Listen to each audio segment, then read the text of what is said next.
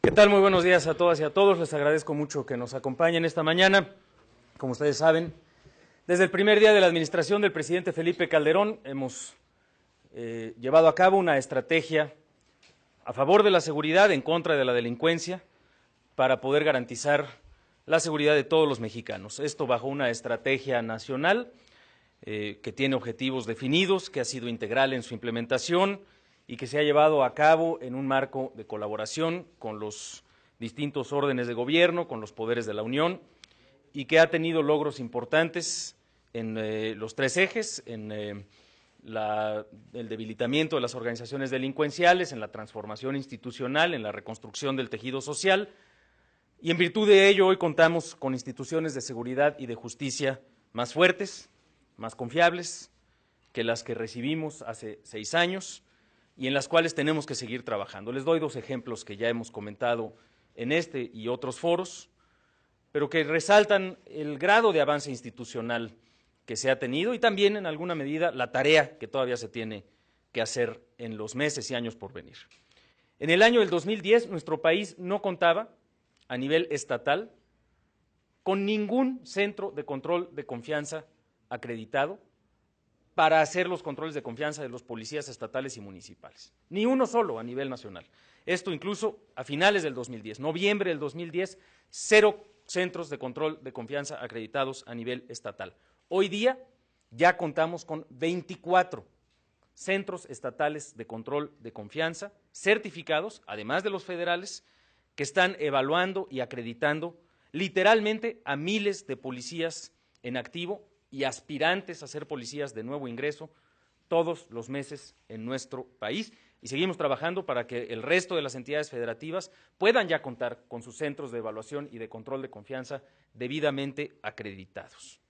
Gracias a este esfuerzo, que es un esfuerzo que ha contado con el respaldo, con los fondos federales y con el impulso de los gobiernos de los estados, hoy día México ya cuenta con más de 113,000 policías que han sido declarados aptos después de su control de confianza para el servicio a los ciudadanos. Es decir, ya contamos con más de 113,000 elementos estatales y municipales del total de 430,000. Esto nos da una dimensión del avance, pero también de la tarea que se tiene por delante para poder acreditar al resto de los policías que a final de cuentas están en el contacto directo y permanente con la población en el ámbito estatal y municipal. Este es un avance que representa una transformación fundamental para la historia de nuestro país y de la misma manera hay que destacar pues, el avance significativo que se ha dado en la propia Policía Federal, que al inicio de la administración solamente contaba con cerca de 6,500 policías federales y hoy tenemos más de 38,000 elementos certificados, de los cuales cerca de 8,000 tienen un nivel universitario y están dedicados a las tareas de investigación, de análisis, etcétera. Sin embargo, también estamos conscientes que a la par que contamos con esta transformación institucional, todavía tenemos retos significativos en materia de seguridad y de tranquilidad. Y uno de ellos se refiere específicamente a reducir los niveles de impunidad. Según distintos datos que se han hecho y distintas encuestas ciudadanas, recientemente la organización México Evalúa señalaba en un informe que aproximadamente solamente 2 de cada 10 delitos que ocurren en México, de la totalidad de los delitos de robo, de extorsión, etcétera, solamente cerca de 2 de cada 10 son los delitos que se denuncian ante las autoridades. Esto, como bien sabemos, está directamente vinculado a los niveles de desconfianza que obviamente aún existen entre la ciudadanía respecto de sus policías, de sus ministerios públicos y de sus jueces. Esto particularmente pues, se refleja en las llamadas o relativamente poco flujo de llamadas que se da ante los centros de emergencia y de denuncia por el propio temor muchas veces que existe de que sean las propias autoridades que reciben la llamada las que utilizan mal esa información en contra de los ciudadanos eventualmente. Es por ello que como parte de este esfuerzo de depuración que están haciendo los estados y los municipios, el gobierno federal y particularmente en el Secretariado Ejecutivo del Sistema Nacional de Seguridad Pública, hemos enfatizado como una de las prioridades a depurar los llamados C4s, los centros de control y de comando y de llamadas de los ciudadanos, en donde el número de emergencia de los ciudadanos llega a la llamada y ahí es donde se recibe, se registra y se hace el despacho de la información para que las autoridades policiales actúen sobre una denuncia de robo, de secuestro, de extorsión, etcétera.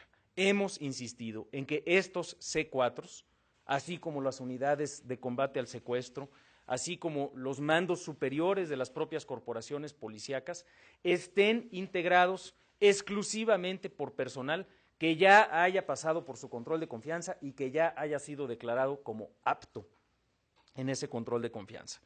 En la medida en la que tengamos la certeza de que todo el personal del C4 es personal apto para prestar sus servicios, pues vamos a ir minimizando los riesgos de que una llamada de emergencia no sea utilizada debidamente. Y vamos a minimizar los riesgos de que exista un abuso derivado de una llamada a un C4 de una entidad o de un municipio. Nuestro país hoy cuenta con 27 centros de control, comando, cómputo y comunicaciones, que es como se llaman los famosos C4s, en el mismo número de entidades. Y estos centros forman parte de una red pues, muy compleja, la verdad, de más de 200 números de emergencia para distintas materias en el orden local en el país, que cubren prácticamente la totalidad de los municipios. ¿Esto qué nos dice? Que tenemos un problema de que no todos los delitos, o un porcentaje importante de los delitos que ocurren, no se están denunciando. Que la ciudadanía tiene pues, muchos números distintos a los cuales llamar de emergencia y que existe cierto grado de desconfianza de quiénes están recibiendo esa información y cómo se está utilizando. Nos dice también que estamos avanzando en la depuración de esos C4s, pero que es indispensable acelerar el paso.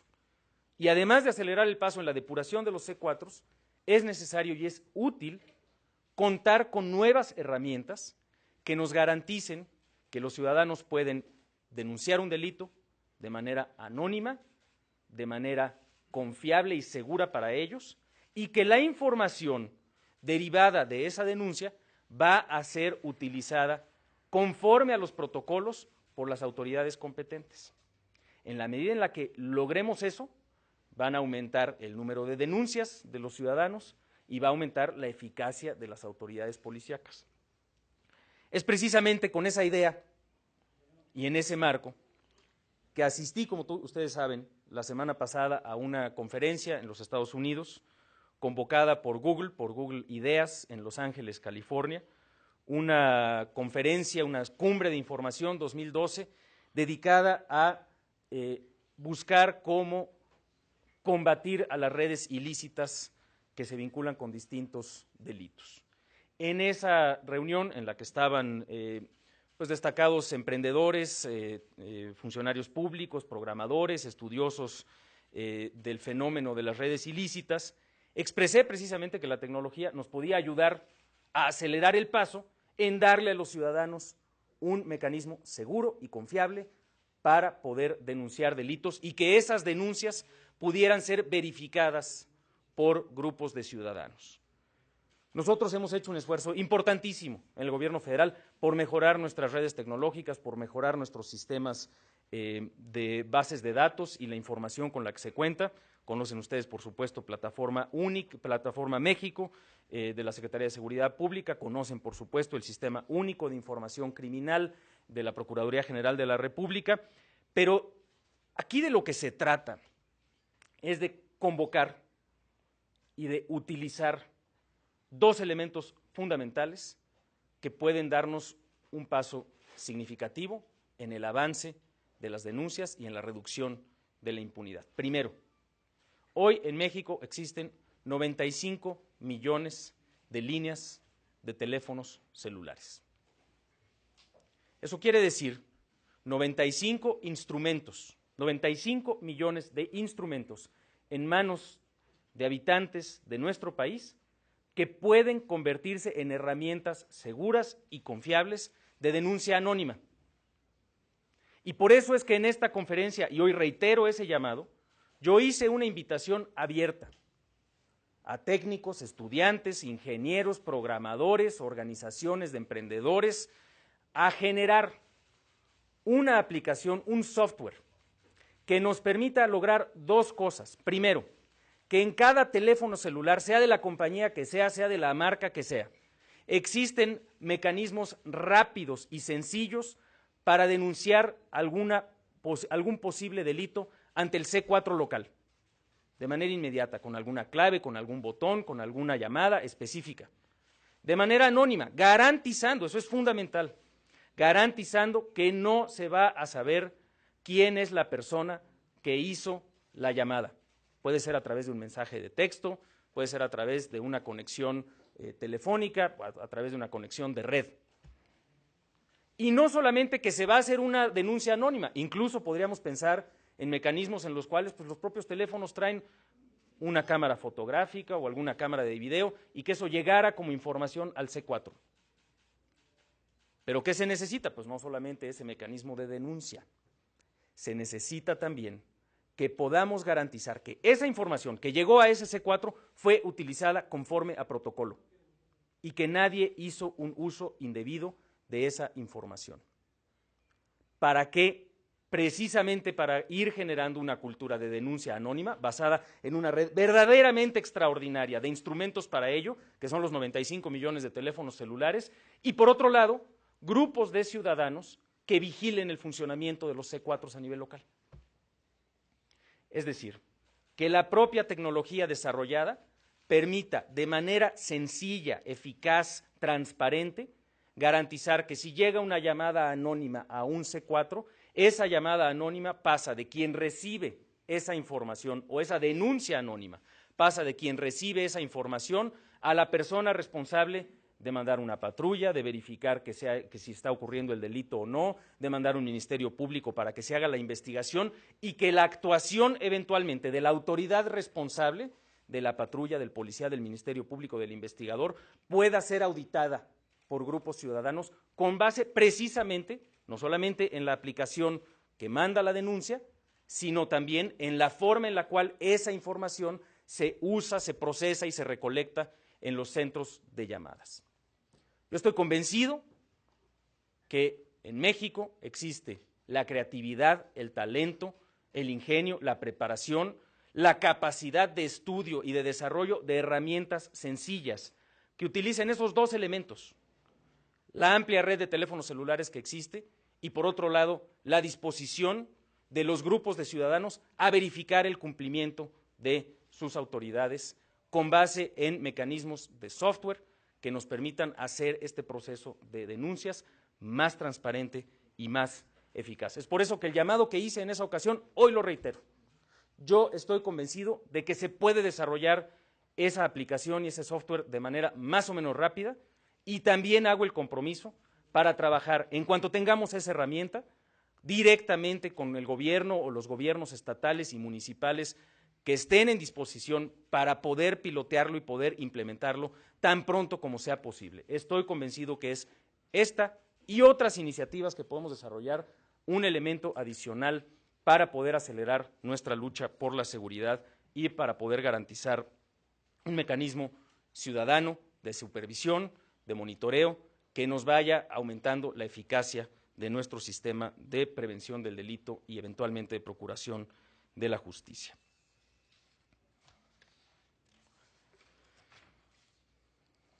Amigas y amigos de los medios de comunicación, el próximo 2 de agosto se llevará a cabo una nueva sesión, la 23ª sesión del Consejo Nacional de Seguridad Pública.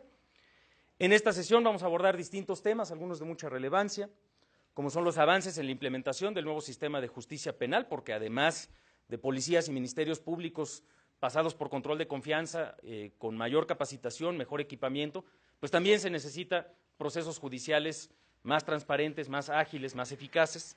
Entonces daremos cuenta del avance de las entidades federativas al respecto.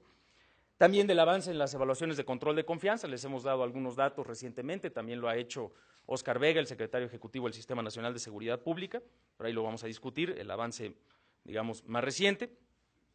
Y también buscaremos ahí el acuerdo de los integrantes del propio Consejo Nacional de Seguridad Pública para integrar de manera permanente a los 5 representantes de la sociedad civil como invitados a las sesiones del propio Consejo.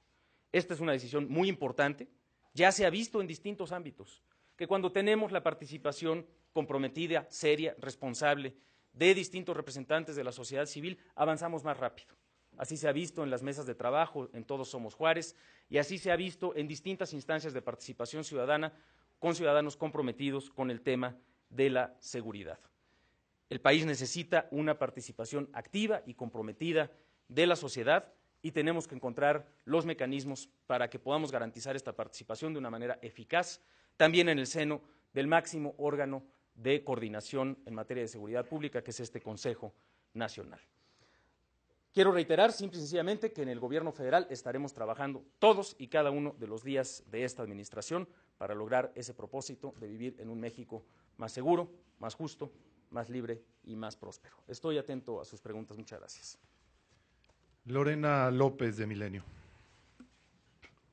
Gracias, buenos días.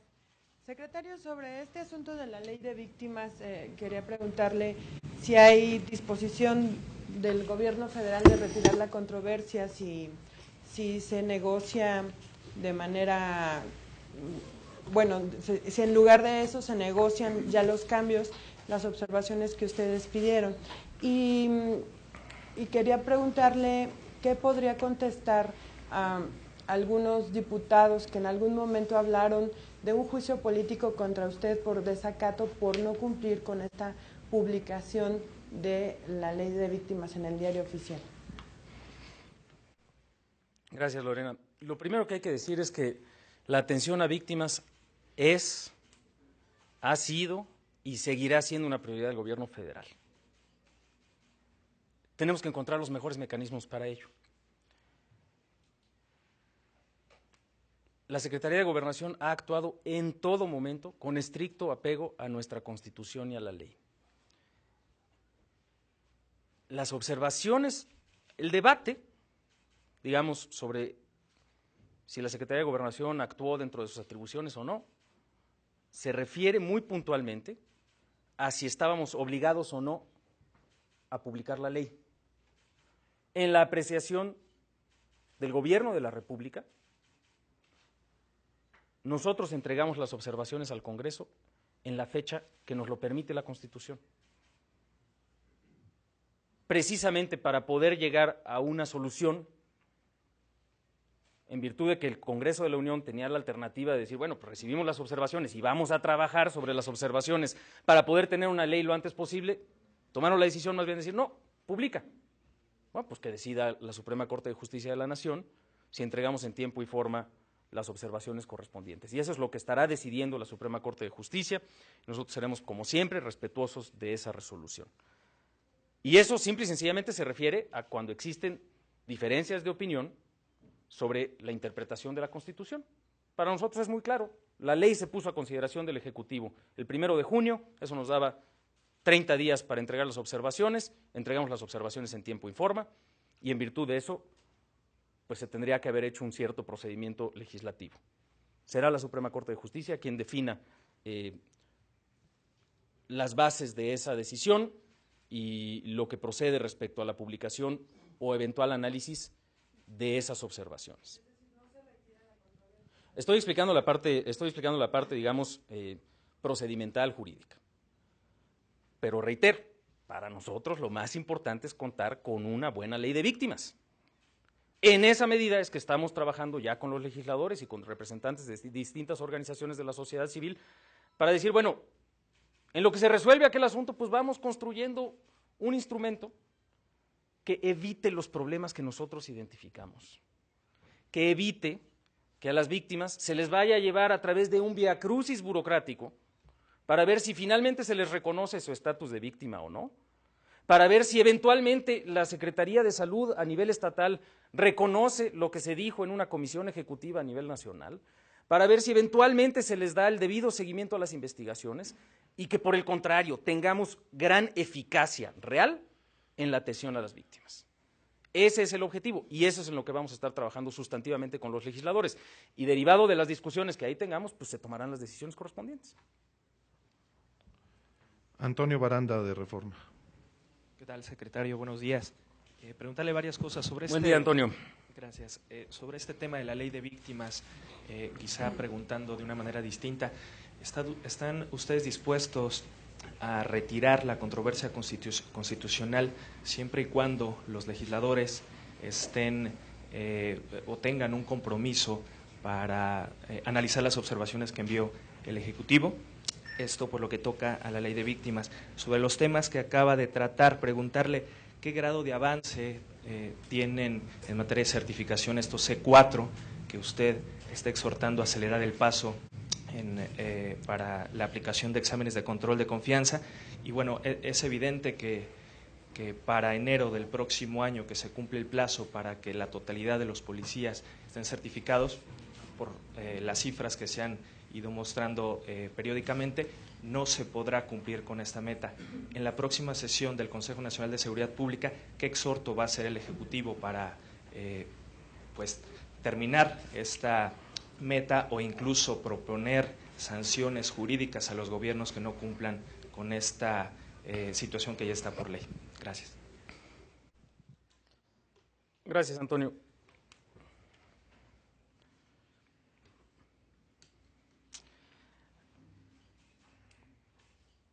Tenemos que estar claros del objetivo que todos tenemos. Creo que eso es lo central. El objetivo es que tengamos una ley de víctimas que funcione.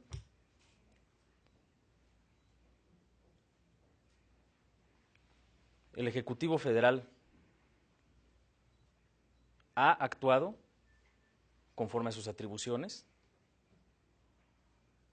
para hacer llegar observaciones a una ley que nosotros veíamos claramente como un riesgo para las víctimas, claramente. Ahorita, lo que tenemos que hacer es definir cómo queremos que esté nuestra ley de víctimas. Cuando lleguemos a un acuerdo, no solamente del contenido, sino del formato para procesar ese nuevo instrumento, se hará público. Pero lo fundamental es contar con el instrumento, pues, ¿no? No puede haber caldo de pollo si no hay pollo. Entonces tenemos que construir el instrumento y tenemos que estar de acuerdo en el contenido, y ya una vez que estemos de acuerdo en el contenido, pues vemos el procedimiento para lograrlo. Es muy importante lo que dices del grado de avance en los C4, es parte, si te acuerdas, nosotros establecimos como una principal tarea la depuración de los cuerpos de seguridad desde los mandos superiores hasta los mandos medios. Y todo el Consejo Nacional de Seguridad Pública estuvo de acuerdo. Entonces, justamente, los C4 son parte de estos mandos superiores. Es indispensable, ¿no? O sea, C4 es como uno de los elementos fundamentales. Las unidades especializadas de combate al secuestro, pues por supuesto que también es uno de los temas fundamentales, es parte de la Estrategia Nacional de Combate al Secuestro, y daremos cuenta de ello en la propia sesión del Consejo Nacional de Seguridad Pública. Y sí es indispensable dos cosas. Yo diría que hay que reconocer el avance que ya se ha logrado y hay que reconocer a los estados que lo han hecho con mayor celeridad. Y uno de los exhortos fundamentales que vamos a hacer y que ya lo hemos hecho, yo lo he estado hablando directamente con los gobiernos de los estados y creo que hay un acuerdo y una preocupación compartida, es justamente el de empezar a depurar también a los que no han aprobado el control de confianza. Porque así como tenemos un número muy importante de aprobados, pues como resultado de ese propio examen, pues ya hay un número muy importante también de no aprobados. Y en efecto ya hay algunas entidades federativas que están acelerando el paso para depurar a esos elementos. Pero ese es el exhorto adicional que tenemos que hacer. Reconociendo el avance, reconociendo que hemos dado cada vez más estímulo a ello, pues la tarea es acelerar lo más posible para alcanzar la meta, por un lado, y segundo, en lo que se alcanza la meta de la totalidad, pues no solamente certificar a los buenos, sino pues también depurar a los malos, ¿no? Creo que es una tarea indispensable. Brenda Herrera, de Enfoque. Buenos días, Brenda. Buenos días, secretario. Varias preguntas. Yo quisiera insistir en el asunto de la ley de víctimas. Ayer, la reunión que se tuvo entre los subsecretarios, los legisladores y las organizaciones civiles, el subsecretario Rubén Fernández habló de un acuerdo político. ¿Nos puede decir en qué exactamente está pensando el gobierno? ¿En que haya a la brevedad un periodo extraordinario de sesiones? ¿En que se aprueben de inmediato las modificaciones al artículo 73 constitucional? ¿Qué es exactamente este acuerdo político al que está dispuesto a llegar el gobierno, según las propias palabras del subsecretario Fernández? Y se lo pregunto también porque el senador Tomás Torres dijo que pues no es tan fácil convocar un periodo extraordinario y no sería exprofeso solamente para la ley de atención a víctimas. Eso por un lado. Mi segunda pregunta es, el presidente Calderón se reunió ya con Enrique Peña Nieto. ¿Ustedes ya iniciaron, aunque sea de manera informal, algunos trámites para la sucesión presidencial? Y finalmente preguntarle, la coalición Movimiento Progresista ha entregado a diversas dependencias del gobierno federal, incluso a la propia presidencia de la República, todas estas denuncias por el caso Monex. Ha dicho esta coalición que si ustedes no actúan en lo que presumen ellos, lavado de dinero para financiar la campaña de Enrique Peña Nieto, estarían siendo cómplices. Me gustaría conocer una postura del gobierno federal respecto a todas estas denuncias que han recibido sobre este caso. Gracias. Como toda denuncia que se recibe en cualquier orden y ámbito de la vida de nuestro país, las autoridades competentes tienen que actuar conforme a la ley y en su momento dar los resultados de las distintas investigaciones, y así estaremos actuando como se ha actuado en todos los casos. En efecto, como ya se informó, se llevó a cabo la reunión entre el presidente de la República y el candidato que, conforme al conteo distrital del Instituto Federal Electoral, resultó triunfador en la elección presidencial, y se ha dado justamente el espacio y el ámbito a las autoridades electorales para que en el momento y en el caso de que emitan un fallo final respecto al contenido de la elección presidencial, se avance de manera expresa y conforme a lo que manda la ley, específicamente en los trabajos de transición.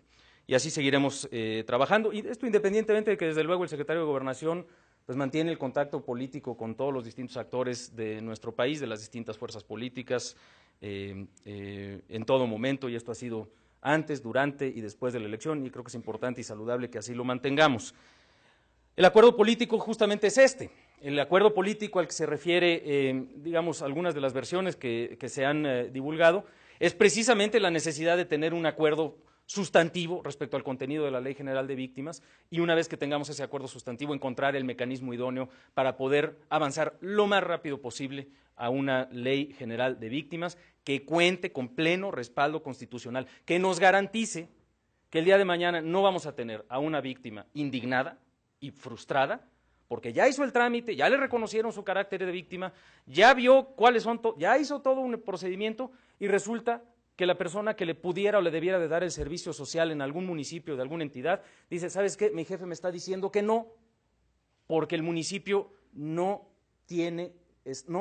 está obligado por esa Ley General de Víctimas. Imagínense eso, hombre. Imagínense ese procedimiento. Entonces, tenemos que resolver esos temas sustantivos, y cuando tengamos una solución sustantiva, veremos cuál es el procedimiento legislativo correspondiente. Nosotros sí hemos dicho, permíteme un segundo, es importante que para toda ley general que le aplica no solamente al gobierno federal, sino a los estados y a los municipios, exista un fundamento constitucional. El propio Senado de la República así lo ha reconocido, y por eso es que hay una minuta en la Cámara de Diputados que establece esa atribución del Congreso de la República.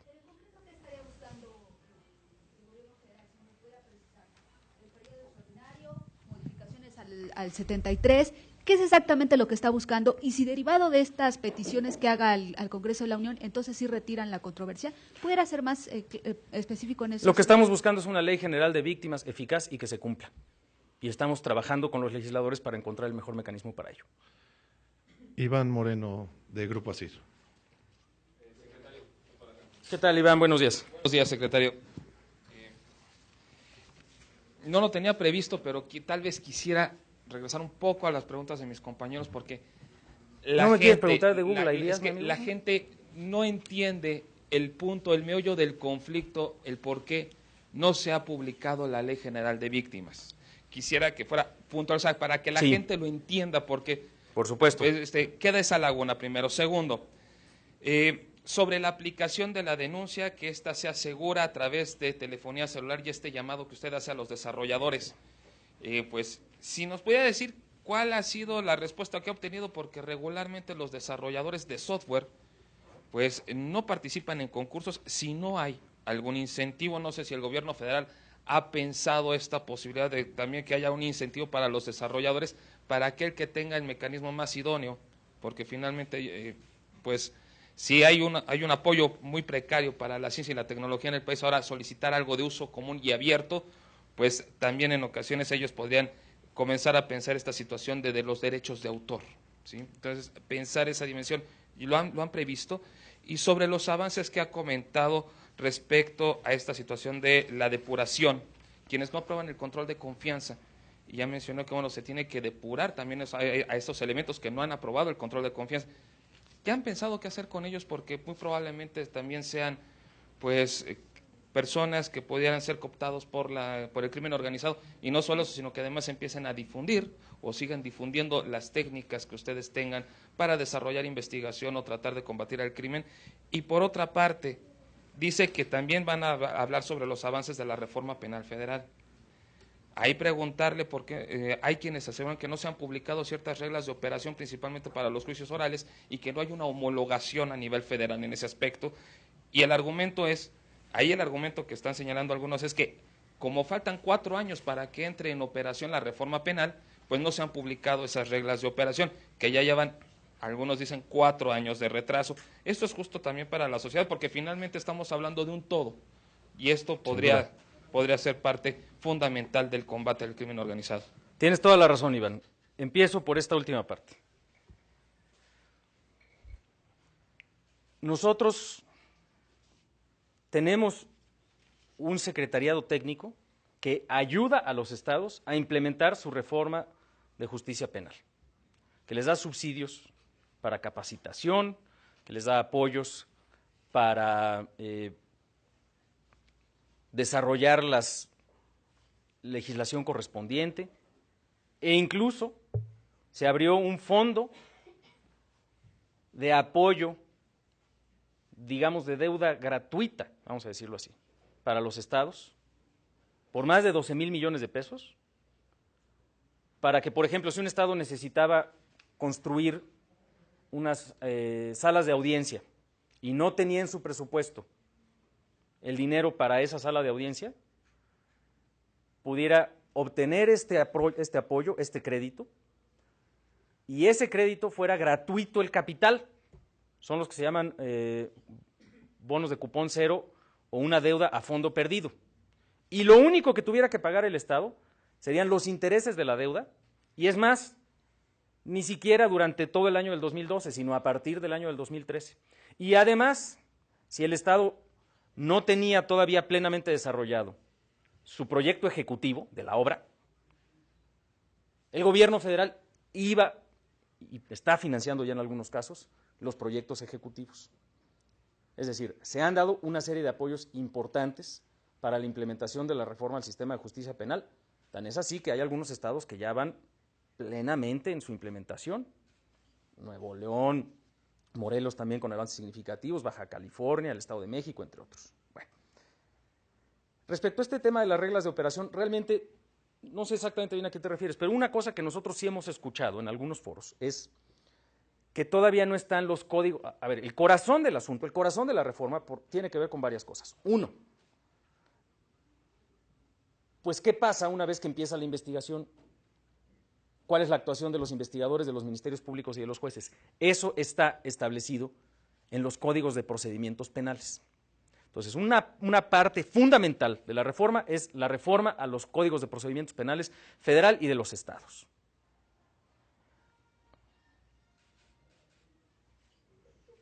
Bien. Yo por eso no traigo el mío, pero bueno.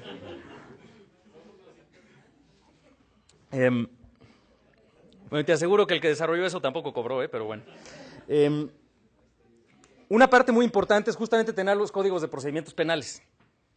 Ya existe desde hace varios años, desde que se implementó la reforma, un código de procedimientos penales modelo para los estados, y ese es parte del trabajo que hace el Secretariado Técnico de la Reforma.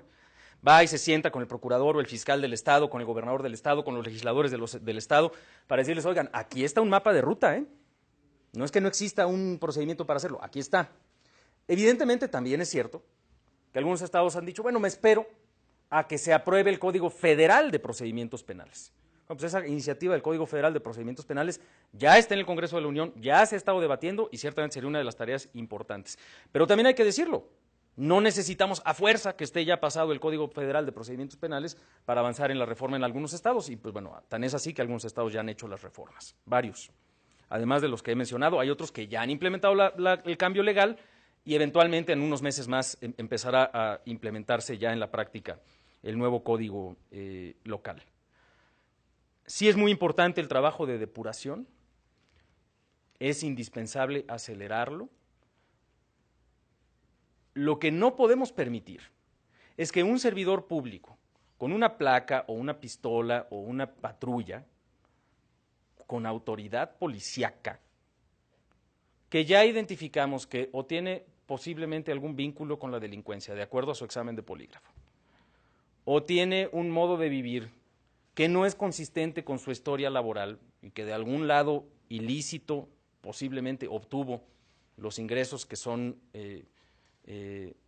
notorios una vez que se hace la investigación, pues no podemos poner en manos de esas personas la seguridad pública. Entonces, pues tenemos que separarlos de la fuerza policíaca. Y ese es un esfuerzo costoso, claro, pero tiene que ser un esfuerzo permanente. Y esa es una tarea que tenemos todavía pendiente. En algunas entidades se ha avanzado con celeridad, pero hay que apretar el paso. Respecto al llamado a los desarrolladores, pues aquí lo más importante, y ya hemos tenido alguna respuesta, desde el día que hice la invitación esta en Los Ángeles, ya hemos tenido algunas solicitudes, ya hemos tenido algunas propuestas, y creo que aquí lo fundamental y la mayor retribución de cualquier persona que se dedique a esto es la contribución a la seguridad pública de una localidad y el reconocimiento por haberlo hecho. Creo que eso es lo esencial. Y desde luego vamos a ver los aspectos legales eventualmente de su implementación. Nosotros lo que estamos proponiendo es un compromiso firme del gobierno federal, específicamente de la Secretaría de Gobernación, de un servidor, para que si alguien desarrolla ese mecanismo pronto, lo podamos implementar con algunos de los distintos municipios y estados que también están interesados en ello, y derivado de eso, contar con mejores herramientas y mejores mecanismos. Yo creo que hay muchísimos mexicanos, muchísimos jóvenes emprendedores, muchísimos programadores, ingenieros, especialistas, académicos, estudiantes, que tienen la convicción y que comparten la convicción de todos de que tenemos que tener un país más seguro, más confiable en sus fuerzas de seguridad y con mayor capacidad para vigilar y controlar el uso de nuestra información y de nuestras denuncias. A ellos precisamente, a su convicción de que México, por supuesto, que puede y va a ser un país mejor y podemos acelerar el paso, es a quienes estamos apelando y con quienes nos estamos comprometiendo para ello. ¿Por qué no se ha publicado la Ley General de Víctimas? Porque como fue aprobada, corría el riesgo de hacerle daño a las víctimas. Y de manera muy concreta, porque la Constitución establece que el Poder Ejecutivo tiene un plazo para que una vez que el Congreso aprueba la ley y se la manda, se le puedan entregar observaciones al Congreso. Decirle, oye, ya recibí tu ley, estamos de acuerdo en el propósito, nos preocupan mucho estos temas. Nosotros entregamos esas observaciones en tiempo y forma, dentro del plazo que establece la Constitución. A juicio de la Comisión Permanente del Congreso de la Unión, nosotros tendríamos que haber publicado. A nuestro juicio, nosotros incumpliríamos la Constitución si publicamos una ley a la cual nosotros le entregamos observaciones y el Congreso no procesó esas observaciones conforme a lo que establece la Constitución. ¿Qué dice la Constitución? Que si tú entregas observaciones a una ley, pues lo tienen que revisar las comisiones y los plenos. Entonces, pues digamos, yo he hablado del dilema técnico, lo publicaron, ¿no? Pero hay un tema jurídico. Nosotros estamos diciendo desde el punto de vista jurídico, la Constitución le da al Poder Ejecutivo esa participación en el proceso legislativo. Nosotros actuamos dentro de la Constitución y de la ley. A juicio del Congreso de la Unión ese no es el caso. Para eso está la Suprema Corte de Justicia de la Nación y desde esa perspectiva pues están funcionando los poderes de la Unión. ¿Qué tenemos que hacer? Sentarnos y diseñar una ley de víctimas que atiende el propósito que todos tenemos, que es darle esa protección, ese respaldo, ese apoyo a las víctimas, pero garantizar que sea cierto que se les va a dar.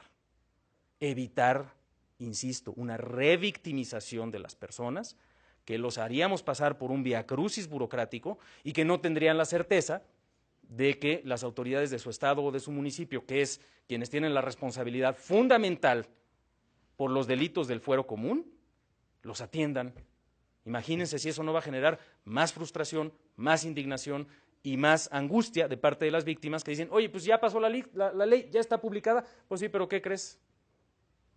Que quien te iba a dar la beca, quien te iba a dar el apoyo psicológico, quien te iba a resarcir el daño, dice que la ley no le aplica. Queremos evitar eso. Finalmente, Mariana Medina, de La Silla Rota. Buen día, Mariana, bienvenida.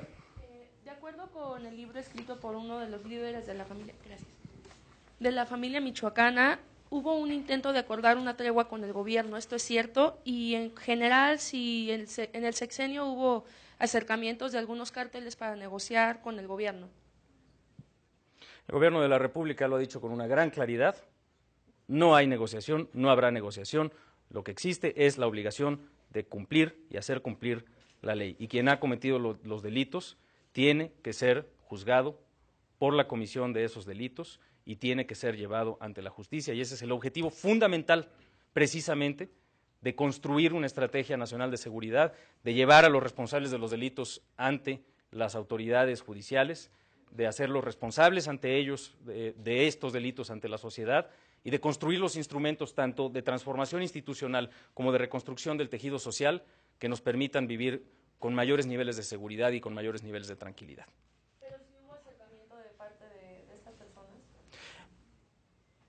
Yo me imagino que a lo que se refieren estas, como son otras expresiones de propaganda de distintos presuntos grupos delictivos, son pues incluso amantas que ellos han publicado, qué sé yo, ¿no? Nosotros la verdad es que en todo momento, ante cualquier expresión de este tipo, se ha establecido con una gran claridad que vamos a cumplir y hacer cumplir la ley, en todo momento. Agradecemos a todos ustedes su presencia. Muchas gracias, Buenos compañeros. días. Buen día.